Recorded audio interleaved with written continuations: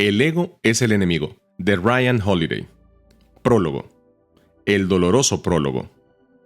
Este no es un libro sobre mí, pero en la medida en que es un libro sobre el ego, voy a analizar una pregunta sobre la que sería una hipocresía no haber pensado. ¿Quién diablos soy yo para escribir este libro? Mi historia no es particularmente importante, pero quiero contarla rápidamente antes de empezar el libro con el fin de ofrecer un poco de contexto, porque he sufrido la influencia del ego en cada una de las etapas de mi corta vida. Aspiraciones, éxito, fracaso. Una y otra vez. Cuando tenía 19 años, al sentir que tenía frente a mí oportunidades realmente asombrosas que cambiarían mi vida, abandoné la universidad. Varios mentores se disputaban mi atención y me trataban como su protegido. Como creían que yo estaba destinado a tener éxito, me llamaban el chico.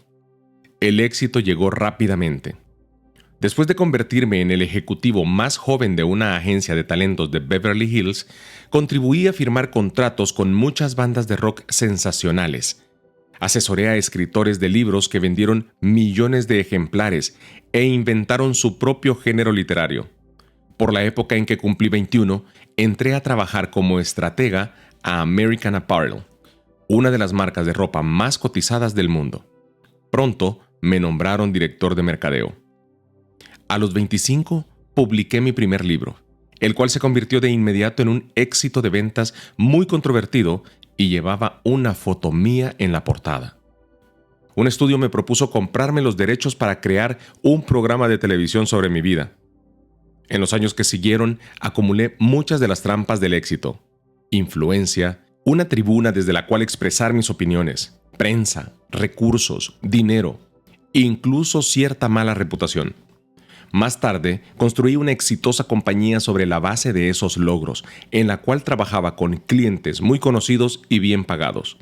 Y hacía un trabajo que permitía que me invitaran a dictar conferencias y a participar en eventos sofisticados.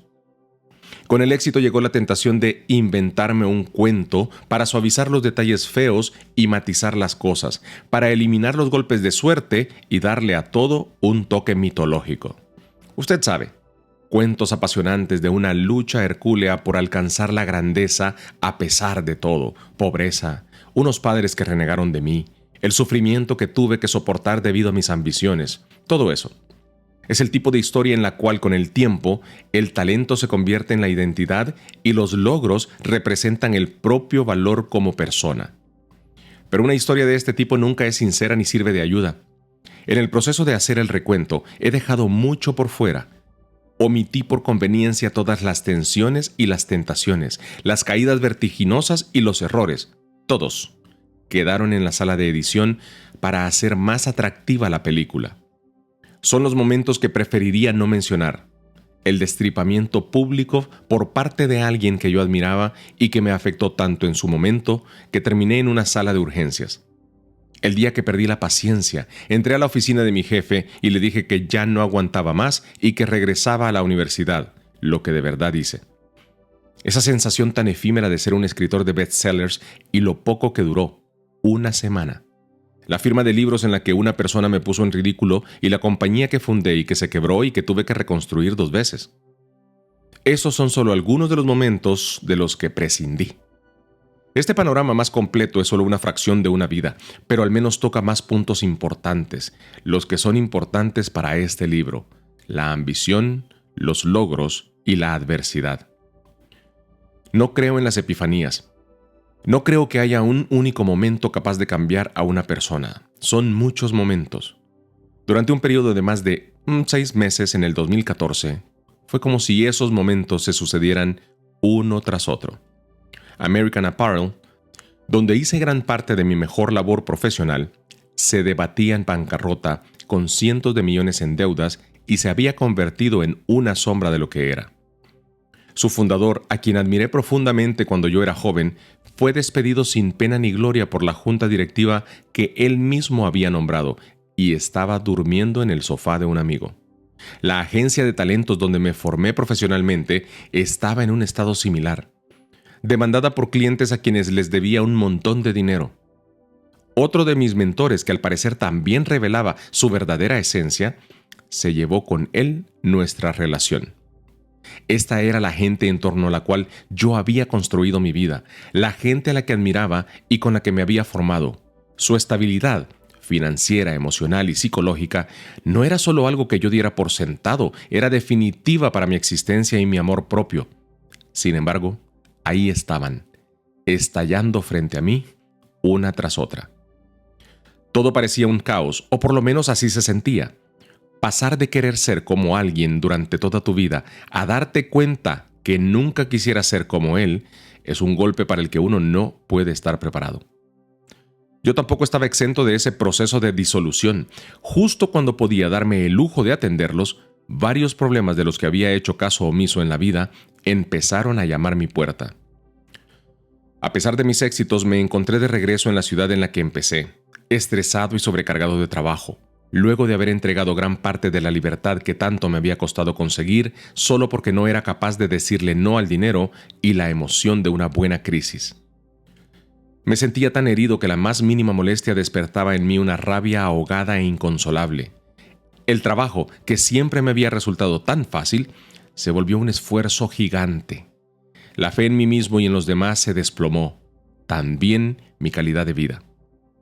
Recuerdo haber llegado a mi casa después de semanas de viaje y tener un intenso ataque de pánico porque el Wi-Fi no estaba funcionando. Si no envío esos correos, si no envío estos correos, si no envío estos correos, si no envío estos correos. Y uno piensa que está haciendo lo que se supone que debe hacer. La sociedad nos recompensa por eso. Luego ve cómo su futura esposa se marcha porque uno ya no es la persona que acostumbraba ser. ¿Cómo pudo pasar algo así? ¿Puede uno pasar de sentirse un día como si estuviera sobre hombros de un gigante y al siguiente como si escapara de las esquirlas de una explosión y tratara de recoger los pedazos entre las ruinas? Un beneficio, sin embargo, fue que eso me forzó a aceptar el hecho de que era un adicto al trabajo, pero no era solo que trabajara demasiado y necesitara relajarme un poco, sino que, si no buscaba una terapia para liberarme de la adicción, iba a terminar muerto prematuramente. Me di cuenta de que la misma fuerza y compulsión que me habían vuelto tan exitoso desde tan temprano tenían un precio, de la misma manera como les había ocurrido a otros. No era tanto la cantidad de trabajo que hacía, sino la importancia tan descomunal que éste había adquirido en la percepción de mí mismo. Estaba tan atrapado en mi cabeza que me había convertido en prisionero de mis propios pensamientos. El resultado fue una especie de rutina dolorosa y frustrante, y necesitaba darme cuenta por qué, a menos de que quisiera terminar tan trágicamente como otros. Como investigador y escritor, llevaba mucho tiempo estudiando historia y el funcionamiento de las empresas. Como cualquier cosa que tenga que ver con personas, cuando los fenómenos se observan durante suficiente tiempo, siempre empiezan a surgir los temas universales. Esto es algo que me fascina desde hace mucho. El rasgo más representativo entre estos temas era el ego. El ego y sus efectos no me eran desconocidos. De hecho, llevaba casi un año haciendo la investigación para este libro, antes de que tuvieran lugar los hechos que acabo de relatar. Pero las dolorosas experiencias de este periodo me definieron las nociones que estaba estudiando de una manera en la que nunca antes habría podido entenderlas. Me permitieron ver los efectos nocivos del ego no solo en mí mismo o en las páginas de la historia, sino en amigos, clientes y colegas, algunos de los cuales se encontraban en los niveles más altos de muchas empresas. El ego le ha costado a mucha gente que admiro cientos de millones de dólares y, al igual que a Sísifo, los ha hecho alejarse de sus objetivos tan pronto los han conseguido. Yo mismo me he asomado a ese abismo. Pocos meses después de mi propia revelación me hice tatuar en el antebrazo derecho la frase «El ego es el enemigo». No sé de dónde salieron esas palabras, probablemente de un libro que leí hace mucho tiempo, pero lo cierto es que de inmediato se convirtieron en una fuente de gran consuelo y orientación.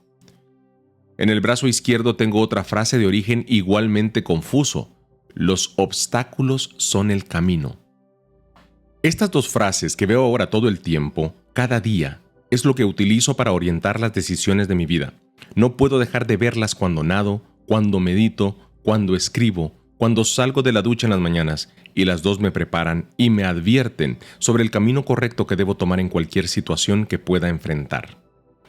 Escribí este libro no porque haya alcanzado una sabiduría que me sienta autorizado a divulgar, sino porque es el libro que hubiera querido que existiera en los momentos críticos de mi propia vida, cuando, como todo el mundo, fui llamado a responder las preguntas más importantes que se puede hacer una persona en la vida. ¿Quién quiero ser y qué camino voy a tomar? Quid vita sectobar iter.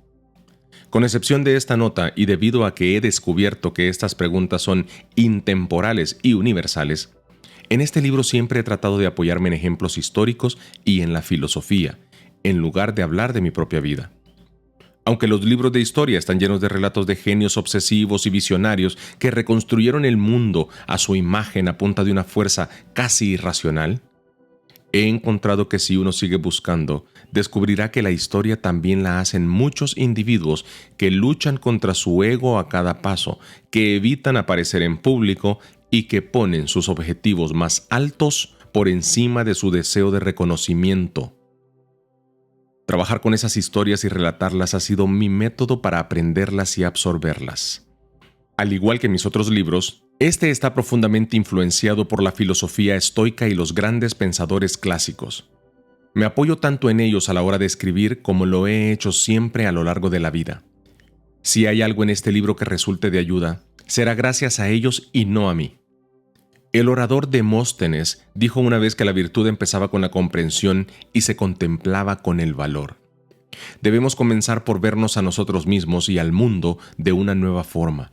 Luego, debemos luchar por ser diferentes y por mantenernos así. Esa es la parte difícil. No estoy diciendo que haya que reprimir o aplastar cada gramo de ego que haya en nuestra vida, ni que eso sea siquiera posible. Estos son solo recordatorios, historias morales que buscan alentar nuestros mejores impulsos. En su famosa Ética, Aristóteles emplea la analogía de un trozo de madera torcido para describir la naturaleza humana. Con el fin de eliminar las torceduras, el carpintero experimentado aplica presión suave en la dirección opuesta y, esencialmente, mantiene el trozo de madera derecho. Desde luego, unos 200 años más tarde, Kant anotó con sorna que, de la torcida materia de la humanidad, nunca se hizo nada recto. Es posible que nunca seamos rectos, pero podemos esforzarnos por ser un poco más rectos. Siempre es agradable que nos hagan sentir especiales o empoderados o inspirados, pero ese no es el propósito de este libro. En lugar de eso, he tratado de organizar estas páginas para que el lector termine en el mismo lugar en que terminé cuando acabé de escribirlo, es decir, pensando que es un poco menos genial de lo que cree. Ojalá usted termine menos convencido del cuento que se inventa sobre su propia importancia y, como resultado, se libere de lograr ese objetivo que cambiará el mundo y que se ha propuesto alcanzar.